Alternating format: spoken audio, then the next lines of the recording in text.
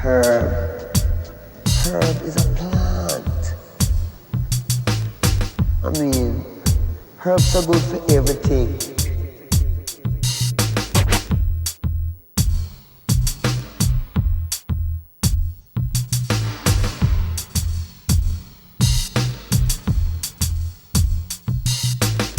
Herb.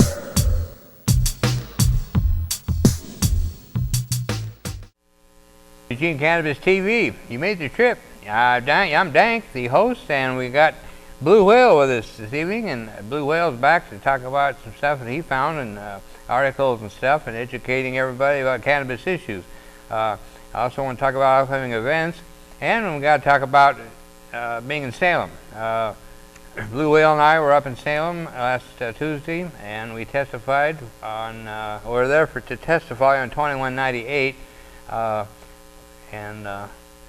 So it was interesting. There were a couple of people that I know as activists, but in reality it turns out they're lobbyists posing as activists, which is an interesting deal. But and then as soon as 708, as soon as the testimony in 708 passed, that was the public consumption bill. As soon as they were done with that testimony, these two split. And you know, they've been big on medical and proponents for patients and all that in the past. This time all they spoke on was the consumption bill, because they want to open a lounge in Portland, and the heck with the patients, I guess. There were people there for 2198, but it's all about money anyway. Yep. That's what it comes down to. It is. They don't care about us or anything else. Yeah. They just want to make the money. That's true. And I'm finding that with dispensaries too. They don't support anybody. They just want to have a business and make money. It's a broad brush, but it's a lot of that's true. There are some good people out there, but still, the large are not so good either. For instance, coming up real quick is May 30th. Get this in your calendar. I recommend it highly. This happens once a month. It's the Cannabis Science Pub, and that's put on by Oregon Analytical, and they are fantastic people, and that's one of the commercial people that I do expect and admire. Free to the public. The subject this week is exploring the techniques and science behind cannabis propagation. They said they're going to have Michelle Wiseman, a plant pathologist, back to stage to teach us about the cutting-edge science behind issue culture propagation. And they're having Joshua Strad from Conscious Cultivators to discuss selecting genetics for seed breeding. And then they're going to have, plant production, be Louise Weinberg, author of Sungrown, A Grower's Guide to Cannabis, out of the woods and into the pub for a live cloning demonstration. So this is going to be really special. So anyway, this is Tuesday from 6 to 9, and that's at the Whirled Pies, Whirled Pies, which we think of as Cosmic. That's what used to be Cosmic, the corner of 8th and Charlton. So be there, because you don't want to miss that one. And the other thing I wanted to talk to you about was coming up. This is real important. The FamFest. Thanks to Kathy Geem, remind me to mention both these tonight. FamFest is June 9th to the 11th. So this is coming up real quick. This is a camping concert type of deal where it's of a Blue River, just above the city of Blue River. Within 10-15 miles of the best hot springs in the state of Oregon, as far as I'm concerned. Yeah. And it's very, very reasonable. And like I said, it's with camping, great music, and you're right across the road from the Kenzie River. So that's a pretty nice deal. Fun time. You bet. So what do you got? You were just talking about the Oregon politicians proposing what? Well, I wanted to mention, let people get a pencil and paper. Oh yeah. So I can give them the governor's number, because our illustrious Governor Kate Brown and her cohorts want to dismantle the pesticide regulations. People are already getting sick from fungicides, and we need to keep these pesticide regulations in place concerning cannabis. We don't want them struck down. We want them, we want them in place. So this is the number for the governor's office for her message box. 503-378-4582. 503-378-4582. 4582. Leave a nice message and tell them you want to keep the regulation in place for testing cannabis in Oregon. You don't want the regulations struck down. You want to keep them in place. So that's very important because that could make people sick if there's pesticides. Here's an interesting one. Oregon politicians propose expansive marijuana reform bill. Senator Ron Wyden, a Democrat from Oregon, and Representative Earl Blumenauer, a Democrat from Oregon. We're so lucky to have these people. Introduce a package of 3 bills that would lead to the federal regulation of cannabis and ensure stability for state legal marijuana businesses. The bill would eliminate the tax code's 280E rule, which forbids cannabis businesses from deducting many of their business expenses. In addition, the bills would reduce the gap between federal and state law by removing federal criminal penalties and civil assets forfeiture for individuals and businesses acting in compliance with state law. So, and that's on the federal level. So yeah, yes. That's So great. call Senator Wyden and Representative Blumenauer in Salem and tell them you support these bills. Yes, and thank them for their efforts. Thank them for their efforts. You bet. Something else I found interesting.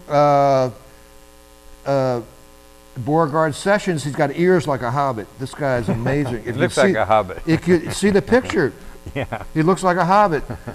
But he feels that cannabis is only slightly less awful than heroin.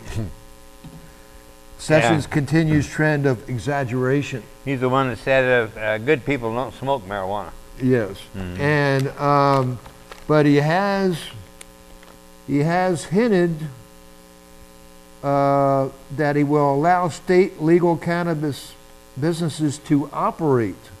This is real interesting. This is kind of a switch from the way he's been talking, because I've heard him in interviews and he's by the book, law and order.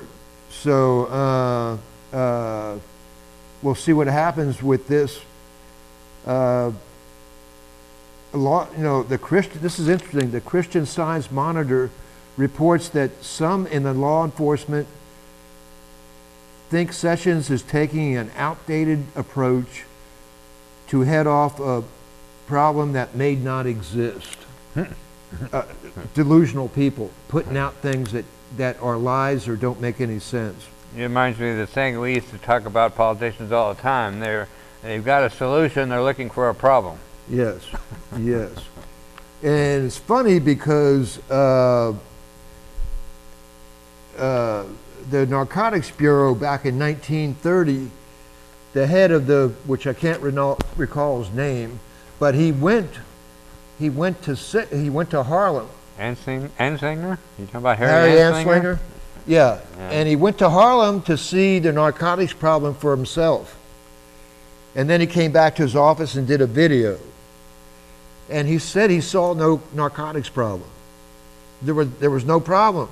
No, But because of a sleaze campaign by William Hearst, they managed, against the wishes of the farmers and the U.S. Congress, they didn't want to outlaw it in 1937. And against, even though Anslinger said this, they managed to outlaw cannabis in 1937. Nonetheless, with a smear campaign that they said blacks and Latinos were killing people in record numbers because they were on drugs. It was all a bunch of nonsense, and it goes on today with Beauregard. It's still happening, you know. So be aware of that. When people tell you things that you know aren't right, correct them on that. And it's strictly a coincidence that they just have to be Republicans that seem to be doing that too. Gotta be Yes. it's a coincidence, right? Yeah, and when we went to Salem, there was a board of senators and representatives. And that board is pretty well stacked against us, with the exception of Floyd Przanski, which he waffles. He goes back and forth on that issue. So he said he's for us, and then you'll see him going against something. So I don't know about any of those people. But the Senator Ferroli mentioned when we talked about smoking lounges, and he said there was 60,000 medical card holders, and I had to correct him from the audience. I said there's 80,000 plus. And the lady from the Oregon Health Authority turned around and laughed, because I go, get your facts straight. 80,000 plus. And he goes, oh, 80,000 plus. So these people don't know a lot of times what they're talking about anyway. They don't, as far as lounges go, they want to just have it for smoking and vaping. No edibles, if it does pass. No edibles, no cigarettes, no alcohol, which is fine with me. Because they said edibles, you can't control the dosage, which you could if you just ate a small piece. You don't have to eat the whole brownie. Right. But we got some stupid people that do stupid things. So, very interesting time in Salem. You definitely, yeah, and when I spoke, I pointed out to them that they need to be doing something for the patients instead of something to the patients. I've been saying that the last couple of times I've been up there, and they keep looking, but I don't know if they're, and listening, but I don't know that they're hearing. So Tom will tell. Yeah. The main thing is, the only thing is we have law enforcement telling lies about, exaggerating about the black market. Then we have the cannabis business people, lobbyists with pockets full of money that want to make the whole market good for them.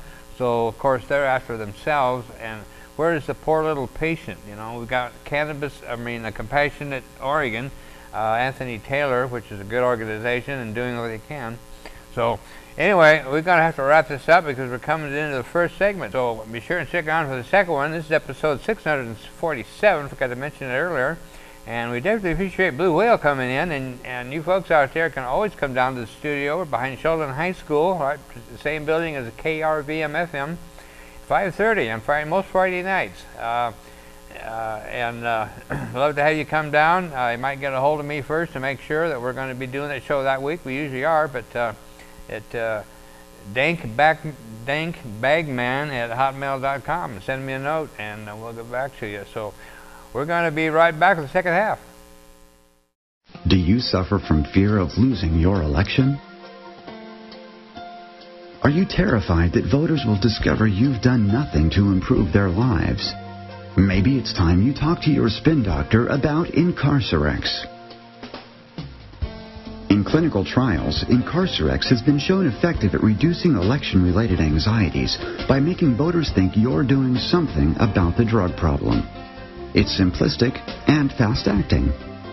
If your problems continue or get worse, you can always double or triple your dose of Incarcerex.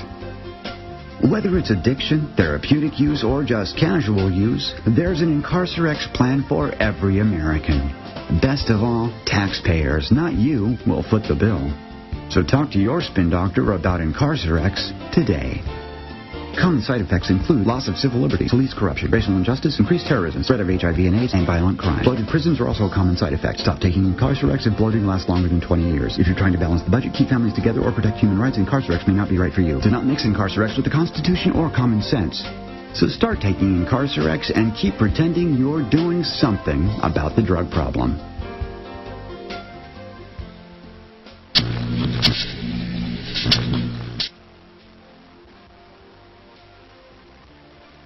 Welcome back to the second half of the Eugene Cannabis TV show, episode 647. You got your host DanK here, and Blue Whale is here this evening and helping us out and talking about issues.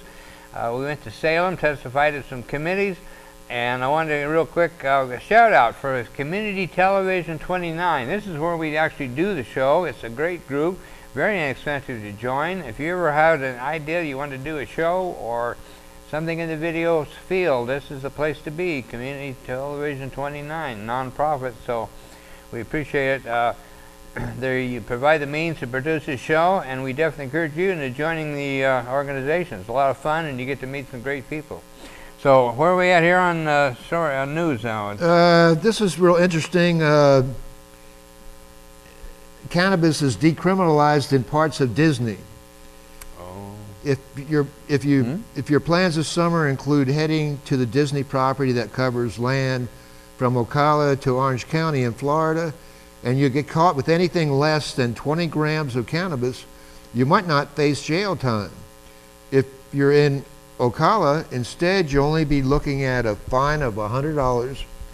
Officials are saying after an ordinance decriminalizing small amounts of cannabis was passed by Ocala County Commissioners. So remember that. Carry less than 20 grams. I was thinking I'd read a story of just the opposite, that they weren't allowing it. So, well, that's good news. Wow, good deal. And House bill seeks to reclassify marijuana. That's very important. Bipartisan legislation proposed in the House during April would make marijuana a Schedule III drug, removing cannabis from its current standing as a Schedule I substance alongside deadly contraband, including ecstasy and heroin. By reclassifying marijuana in the same category as anabolic steroids, Congress would make it easier for ill patients and scientific and medical researchers to obtain marijuana, according to the bill's authors. On the heels of this effort to outright legalize weed, offered a week earlier, the proposal by Florida Representative Matt Gaetz, a Republican, and Darren Soto, a Democrat, aims to roll back the federal government's ongoing pot prohibition to a lesser extent by removing existing hurdles said to be hindering researchers' ability to understand the plant's potential benefits.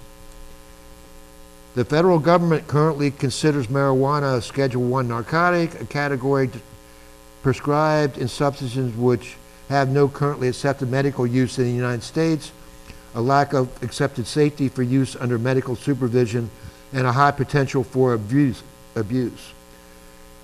Nonetheless, 28 states and the nation's capital have approved laws allowing for residents with certain conditions to be medically treated with marijuana. So by reclassifying to Schedule III, the bipartisan duo from Florida intend to put weed in a category reserved for substances that have potential for abuse less than Schedule I or II. And abuse may lead to moderate or low physical dependence or high psychological dependence. So watch for that House bill. That is so important. That's right. And we talk about legalization, and everybody's all, legalization, but scheduling is really more important, and it doesn't have near the popularity of the subject. And people, scheduling, okay. But really, you can do all the legalizing you want, but as long as it's on that schedule, the federals, it's going to be a problem. So that's very important, as Blue Whale says. And so yes, at least Schedule very, 3. very important. So Oregon went to Schedule 2, Yes. Which is good, but it's still not low enough. We're not there yet. No. Some say it shouldn't be even scheduled at all. No, it should be off of that.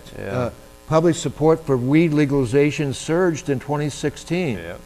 Public support for marijuana legalization surged in 2016, according to data released from the General Social Survey last year. 57% of Americans told the survey's pollsters that they think the use of marijuana should be legal, up from 52% in 2014. So this is something that's catching on. Definitely. With people. And that's why we worry about Session. Well, worry about Trump, and then we worry about even more about Sessions. But at the same time, you got to remember that 28 states, some kind of, so it's the cat's out of the bag, and so they can't go back. I mean, there's no way you're going to back up. So it's too big. Yeah. It's too big. It's gotten too big. 80,000 plus card holders just in Oregon alone. Yeah. So that's a lot of people to be telling them that they can't have something. Exactly. Yes. Definitely. This is an interesting one.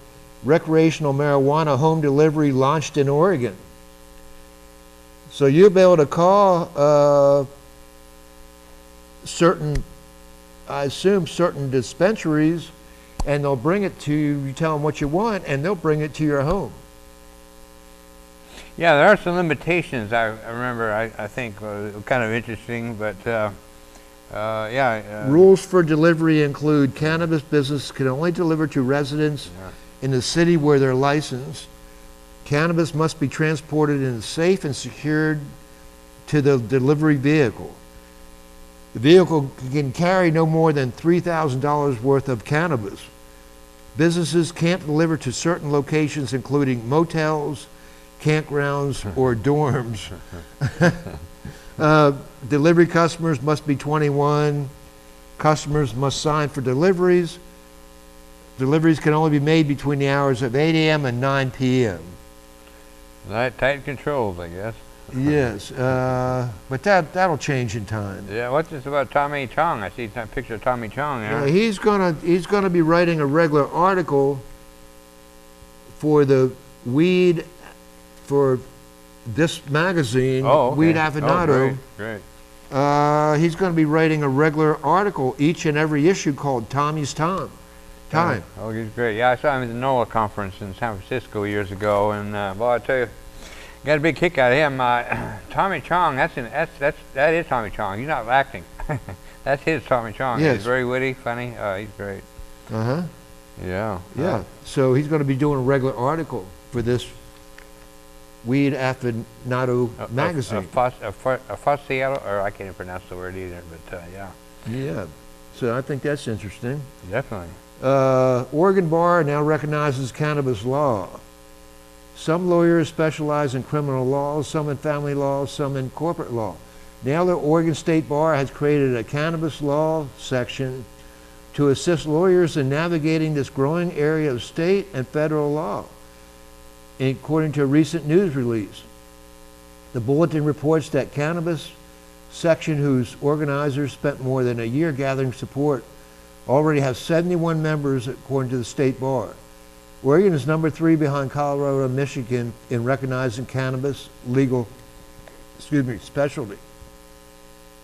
Cannabis businesses have the same legal needs as any other enterprise, from setting up agreements among partners, creating the business framework, navigating local land use laws, and staying in compliance with state laws on everything from pesticide to product packaging. So that's a step up. Recognized You're by right. the Oregon Here's an Bar. event in Portland I didn't even have. The Can Grow Fair in Portland. So that's coming up August 12th and 13th. This Can Grow Fair is at the Portland, Oregon Fairgrounds. Yeah. Created in 2016, OCGCF made national headlines as the first ever live cannabis plant competition in Oregon. Oh, yeah. In 2017, the second annual fair will attract top growers, both commercial and individual, to show off their best vegetative plant. For this contest on Saturday, August 12th, learn more at cangrowfair.com. Interesting. Yeah, maybe more and more events, so cannabis related. That's great. Yes, yes. Yeah, that's and interesting. The magazines that are coming out now too. Select covered, really high quality, great articles. Dope magazine, for instance. I know if you got a copy of Dope magazine, great magazine, but I hate that name. Yeah. People tell me, well, dope is a different. It's not a connotation like it used to be. But well, people are bad mouthing us. They call us dope smokers. So I don't like the word dope myself, but that's just me, I guess. Yeah. Our Governor Kate Brown and her associates are trying to deregulate the pesticide rules. So get a pencil and paper and write this number down for the governor's phone machine. 503-378-4582. And just leave a nice message and say, hey, keep the pesticide rules in place. We don't want to smoke tainted pesticide. In regards to that, here's an article. Oregon issues first recall for tainted marijuana.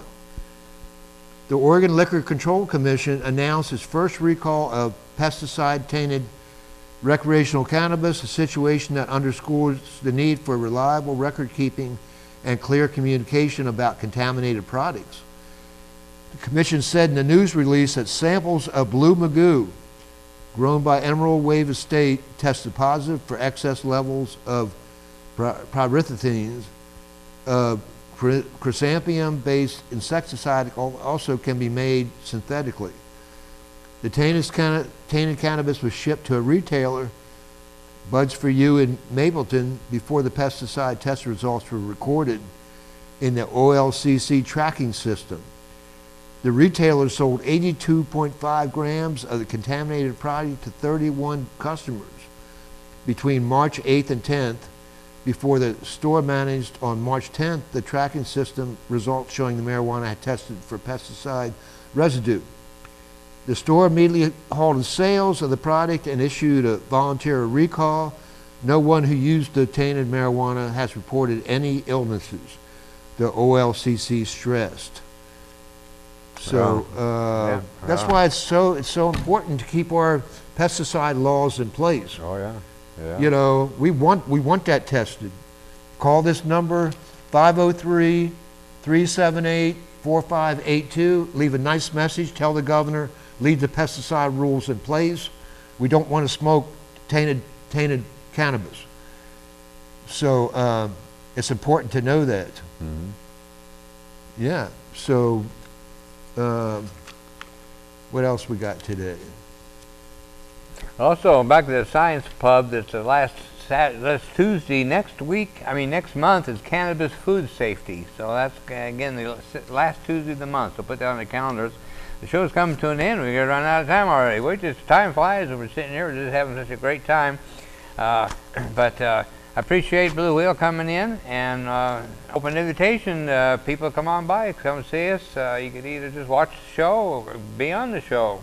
Love to have you. Come and tell your cannabis story. That's something I've always really liked to do, is have people tell their cannabis stories from their own personal life.